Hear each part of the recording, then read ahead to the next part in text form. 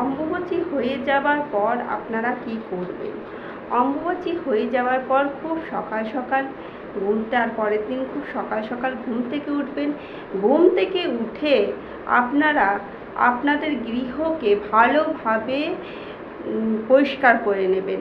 পরিষ্কার করে নিয়ে আপনাদের জামা কাপড় কেচে ধুয়ে আপনারা ভালোভাবে স্নান করে নেবেন এবং এরপরে তুলসী গাছে যেহেতু এই কয়েকদিন জল দেওয়া হয়নি, তাই তুলসী গাছকে ভালোভাবে জল দেবেন। তুলসী গাছে ভালোভাবে জল দেওয়া হয়ে গেলে আপনারা আপনাদের ঠাকুর ঘরে চলে যান এবং ঠাকুরের বেদিতে যে আসন পেতে রাখা ছিল সেই আসন আপনারা পাল্টে ফেলুন। যদি নতুন আসন কেনা থাকে তাহলে সেই আসন আপনারা পেতে দিন, আর যদি কাঁচা আসন থাকে ঠাকুরের বেদিতে পাতার জন্য তাহলে সেই